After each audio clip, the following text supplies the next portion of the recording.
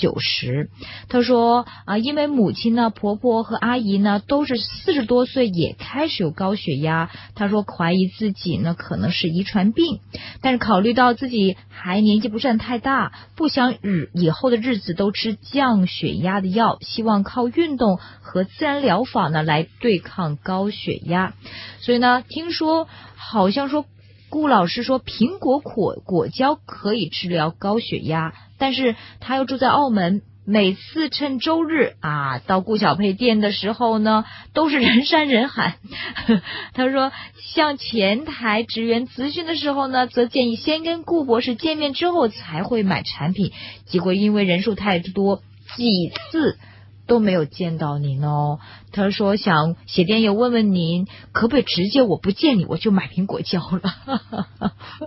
嗱，引起血壓高咧有3大原因嘅。就第一個原因咧就係壓力。譬如話有啲人佢好得意嘅，喺屋企度咧就唔係咁高嘅，一去到醫務所咧就真係高啲，翻到屋企咧又係低翻啲，因為去到醫務所咧擔心醫生會揾到啲嘢出嚟，所以呢個焦慮咧就會令到身體多咗啲腎上腺素，就分泌腎上腺分泌咗腎上腺素咧，就會令到血管嘅平滑肌會收縮，咁血管一收縮咧，咁血壓就上升。咁要對付呢一類嘅因為緊張而引起嘅血壓高咧，就有2個方法嘅。就治標嘅方法咧就係就防止個血管收縮啦。譬如話用一種叫做鈣離子嘅通道嘅抑制劑 calcium channel blocker， 或者咧係擋住咗嗰個腎上腺素嗰啲接受體。咁但係治本嘅方法咧就令到一個人有平常心。咁有平常心嘅當然就唔會焦慮啦，咁唔會焦慮就唔會有血壓高。咁剛才講嗰個蘋果果膠咧，佢咧就可以個蘋果果膠食咗之後去到個大腸嘅細菌會將呢個蘋果果膠咧就轉成一種物質叫做丁酸鹽。咁呢個丁酸鹽吸收咗喺血之後咧，係可以穿過血腦屏障，可以去到個腦，入咗腦咧就可以令到腦嘅星形細胞叫做 astrocytes， 就會令到星形細胞做一種物質叫做腦衍生神經榮養因子，叫做 brain derived neurotrophic factor， 叫 BDNF。 呢個 BDNF 咧就可以令到一個人咧係降低佢嘅焦慮。事實上咧係因為焦慮就係因為身體做唔夠呢個 BDNF， 咁所以增加啲 BDNF 咧，就個人嗰個情緒就會好平靜。咁平靜咗之後，咁當然就唔會有焦慮啦。咁嗰個血壓就會自然就會平低啦，降低落嚟。咁第二種嘅血壓高咧就同嗰個情緒冇關嘅，就係因為咧係有一種物質叫做血管緊張素。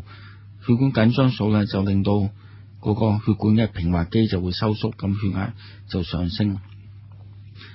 咁點解會有血管緊張素咧？就主要就因為食得太鹹啊！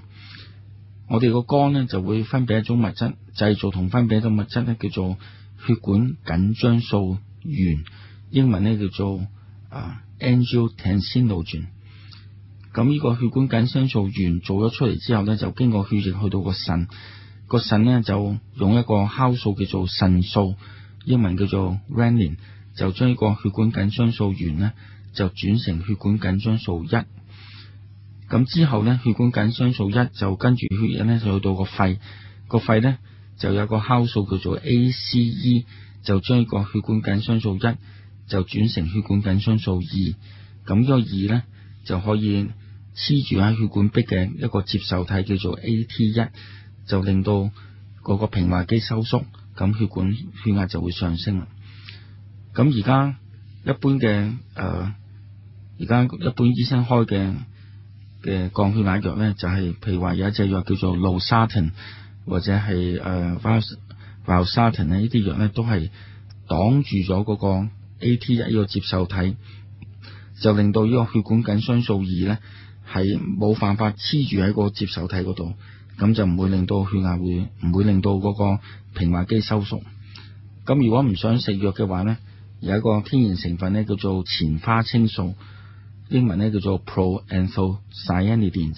呢個前花青素咧，亦都係可以擋住咗嗰個 AT1 接受體，令到個血管緊張素2咧係埋唔到位嘅。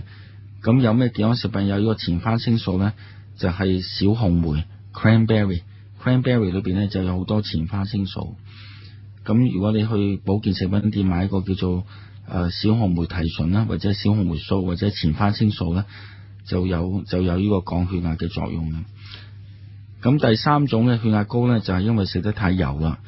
食得太油咧，咁嗰個壞嘅膽固醇就高咗嘅，叫做低密度脂肪蛋白。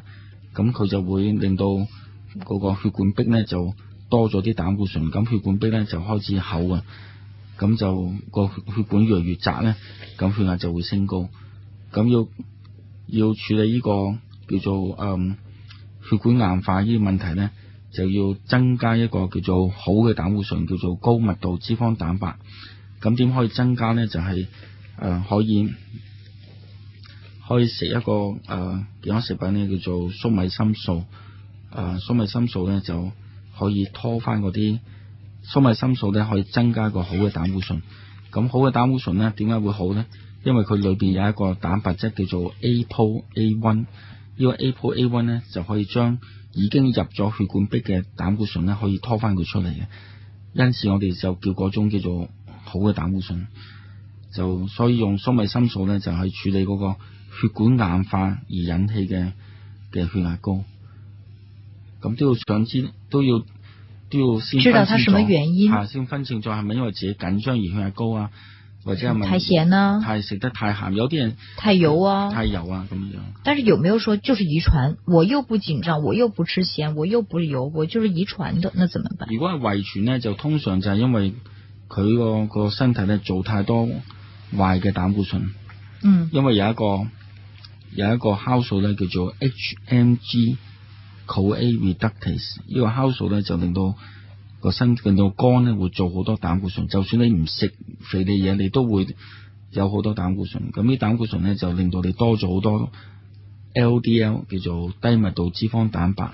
咁呢個 LDL 咧就令到你容易啲會有血管硬化咁樣。那所以他應該是吃幾種一起吃嗎？還是怎麼樣呢？要睇下佢係如果是遺傳，睇一下佢係到底係，通常醫生就咁啊，一去到醫生度，醫生會俾啲藥你試嘅。譬如話先咧就試一隻藥咧，譬如話 Atenolol 就或者係 Novasic 呢啲咧就係降血壓，個人係血緊張引起嘅血壓高。咁如果依類藥都唔得咧，咁醫生就會開嗰個譬如 Losartan， 呢個咧就食得鹹而引起血壓高。咁如果你又同醫生講我心有陣時好翳啊，或者有陣時會痛添，咁佢就即刻懷疑你可能係嗰個冠狀動脈狹窄咗啦。咁呢個就係血管硬化而引出嚟嘅血壓高。那如果是他就說要見你問問他到底是哪個原因，那比如說我知道我是吃太鹹的話，那我直接去你的店鋪裏邊就買那個紅霉素可不可以呢？我通常咧都想第一次同佢傾一傾嘅。為什麼呢？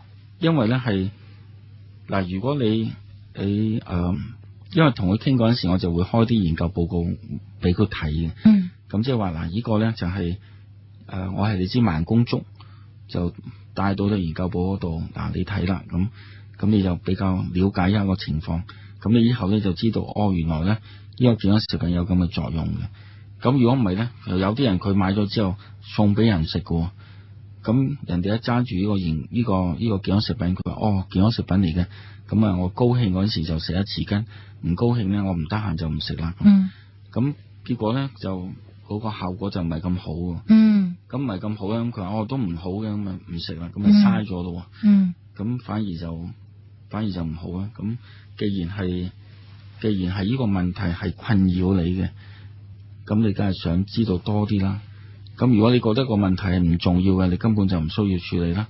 如果你覺得個問題已經係需要正視嘅，咁又有人可以解釋俾你聽，咁點解你唔去聽解釋啦？反正又唔使錢。对啊，不过我上一次也问你哈，就是说是不是星期六、星期天多人？你说也未必，但是他好像是星期天去，他说人很多，人山人海。其实我有一些朋友，甚至有听众也去你的店，他们回來的反饋都是人山人海，好多人要排好耐隊啊。那有沒有什麼你建議的時間，可能人少一點的時間建議他呢？周日就人少啲嘅，周日係人少啲嘅，周末就比較多啲。就是禮拜六會多一點。係啊，1、2、4、5係人少啲嘅。1、2、4、5就是weekdays 少一點。weekdays 係少啲。星期天也會有人。星期下午而家都開始人多啦。開始都人多。OK 另外其實也有一些聽眾反饋給我，就說：哎呀，點解食咗2、3個月都冇用嘅？比如說他是睡眠的問題。那麼他說食咗3個月都冇用嘅咁樣，那他好像有點想放棄，你可不可以在這裡解釋一下？係咁樣嘅健康食品呢，譬如話而家有個人同我講，佢話我而家好口渴啊，有咩健康食品可以止渴啊？咁我就話嗱，你試下飲水啦咁有啲人呢，飲一杯水就止渴啦，有啲人飲咗2杯水覺得係好就好咗啲，不過仍然好口渴喎。即係話呢個健康食品呢，係睇下你係需要幾多份量嘅。通常呢都係我哋叫做 dose dependence， 即係話你如果譬如話1匙羹唔夠呢，你試下2匙羹啦，因為呢啲都係食物嚟噶嘛，呢啲唔係藥嚟嘅，係冇所謂毒性劑量，藥就有毒性劑量，健康食品係冇嘅，所以呢係如果你覺得1匙羹好似唔係咁有效喎。你可以試下加到2匙羹咁樣。2匙羹冇效，加到4匙、6匙都得㗎？都得嘅，都得，或者食多幾次都得嘅。呢啲係食物嚟嘅啫嘛。OK，就說如果你覺得沒用的話，仲有咧就係要睇時間嘅。譬如話舉個例，有個人佢光頭啦，光頭咧就要開始長啲新嘅毛囊出嚟，但係呢個毛囊唔係話今日食聽日就長出嚟噶嘛，可能要4個禮拜先長出嚟。咁於是就話你起碼要食4個禮拜。明白就是說可能大家不是要把這個營養素當成藥，我們已經說了很多次哈，就是說不是一食即刻有用的，要慢慢吃，要長期吃。另外呢，如果是沒有太多的反應，可以加碼。但是這個加碼也可以是加很多，因為你覺得這是沒有副作用的是嗎，顧老師？係啊，譬如舉個例子啊，有個人佢因為食咗好多年煙呢，而家開始有肺氣腫，行2步就係氣喘。咁有一個健康食品呢，就可以令佢舒緩一啲，就可以吸多啲氣啊，減低嗰個免疫系統對佢個肺組織嘅攻擊。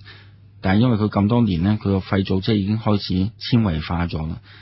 咁第2個步驟呢，就要將已經纖維化咗嘅肺組織呢，係清除咗啲纖維，等佢可以回復翻多啲肺嘅功能。咁呢個第2部分呢，就可能要食1個月2個月嘅。第1個部分呢，可能食咗一個小時呢，就即刻覺得嗰個條氣鬆咗咁樣。所以都係睇係要處理乜嘢問題。另外還有 Michael Lau 的劉先生的這個電郵，他說如果要吃這個天然食品苦瓜素、綠茶素等等，他怎麼知道每日該吃多少分量和吃多久呢？健康食品呢就係保健嘅，咁好似你而家食維他命 C，有啲人呢就話我每日食1片維他命 C 1000個 IU。有啲人就話咁我1個禮拜先食1片維他命 C， 有啲人話我1個月先食1片，有啲人話我半年先食1片。其實係因為佢本來就冇事啊嘛，你冇理由話食咗之後反而會有事出嘅。所以呢個保健食品呢，係如果係淨係純保健嘅話呢，就當保健啦，即係好似你話維他命 C 要唔要食成世㗎咁OK， 食成世啦，因為維他命 C 係保健食品嚟噶嘛。咁你話我成日都要食飯，日日都食飯，不得，我可唔可以有一天唔使食飯㗎？咁即係有啲咧就係補充身體嘅，譬如話身體做唔夠啊，一啲物質啊。舉個例，譬如身體做唔夠一個叫褪黑激素，咁咧就喺番茄裏邊咧就有啲褪黑激素，咁你用個保補充，咁就個人咧就瞓覺瞓得冧啲啦。咁呢個補充性嘅，有啲咧就係譬如話治療性嘅，有啲治療性啦。譬如話我哋要逼死一個癌細胞啦，咁我哋就咁而家一個癌佢可能有幾億個癌細胞，一嚿癌可能有幾億癌細胞，咁你可能你就算每日減少1000萬啊，你都起碼都有我哋講緊即係幾個禮拜嘅時間先可以處理嗰啲癌細胞噶嘛。咁所以嗰啲咧就我就會建議話你唔好當3天就食好呢個 cancer， 你要可能食1個月先啦咁樣。另外他還繼續問呢，他說坊間有各種牌子的天然這個食品哈，怎麼樣選購，質量怎麼樣判斷，有統一標準沒有？這個比如說一粒有效成分，每個牌子是不是一樣？主要就係睇嗰個純度啊，同埋純度佢嗰個含量有幾多。譬如話有一次我喺工展會見到有一個牌子咧，我從來未見過嘅，就賣茄紅素叫做 Lycopene。咁我做健康食品生意，我梗係知道茄紅素係一樣好貴嘅一個成分嚟嘅。譬如話喺嗰個批發價咧，係1公斤1個 kilo 嘅茄紅素咧，係要8000蚊美金嘅，咁即係純嘅茄紅素。咁如果你一個 kilo 你分為譬如話20樽咁樣，或者50樽啦，咁你8000蚊美金咧，你一樽都要賣到好貴噶嘛。咁係咁貴咧，根本冇人可以。譬如話如果你一樽一拿起手係要3000蚊嘅，咁冇人會買嘅。所以咁我就奇怪咯，點解佢會賣得到呢個茄紅素咧？咁我一睇個成分咧，咁每一粒裏邊咧就有10個 mg 嘅茄紅素嘅。咁10個 mg 係1/1克啦。咁如果我一日要吸收500個 mg 嘅茄紅素，我咪即係話要食50粒咯。即係話我成樽要一日倒晒落口噶咯。咁佢有冇茄紅素咧？有嘅，佢真係有嘅，但係佢只有10個 mg， 咁咪即係叫做嘥氣啦。你食2粒3粒係冇用，所以咧要睇佢要俾幾多份量你，同埋咧都要睇下個純度。譬如話綠茶素，有啲綠茶素咧10% 嘅純度，有啲20%。有啲30%，咁好似你買防曬油一樣啦，嗰個濃度越高，咁個效果就梗係越好啦。所以你要比較一下呢個牌子，呢個牌子咧佢係10% 嘅，有一個牌子咧就係20%。一定有噶，它一定有這個濃度的嗎？佢有陣時會講，但係佢唔一定必須要講，你可以問佢，你問佢，佢就應該可以答得到你。OK， 就要問就是問售賣這個健康食品的店員。係啊，佢就算即刻俾唔到你咧，佢話你留低電話，可以咁樣要求嘅。可以咁樣要求嘅。但是有沒有什麼哪些牌子通常係大牌子係安全噶？安全啲噶？有沒有健康食品中哪些大牌子？譬如話你如果買鈣片，咁有啲鈣片佢已經賣咗幾十年噶啦，咁應該都信得過啦。即係買啲比較熟悉啲嘅牌子咯。舉個例，譬如鈣片，譬如 Caltrate 咁樣 ，Caltrate 好多，譬如話好似買維他命一樣啫嘛。維他命都有好多維他命噶。有好多牌子佢啲維他命係舉個例，羅氏藥廠係以維他命賣維他命起家嘅，咁佢啲維他命一定係最羅氏藥廠是以維他命起家的。係啊。OK，是看那個，就是也看它是藥廠出的，就是如果大藥廠出的比較安全一點。係啊，因為藥廠佢製藥嗰陣時，佢本身已經有個規格，嗰個機器都應該係靚啲噶啦。明白，這個質量怎麼樣判斷？剛才你說了，就是說濃度越高越好，它這個質量是怎麼樣判斷的呢？點樣？譬如番茄素大家都係 10% 或者 90% 嘅，咁係咪兩個都係 90% 就係一樣嘅咧？係啦，兩個 90% 就係一樣，就係一樣，應該係啦。就沒有說 90% 可能還有其他的細節。即係如果佢唔呃你嘅話咧，就兩個都係一樣嘅。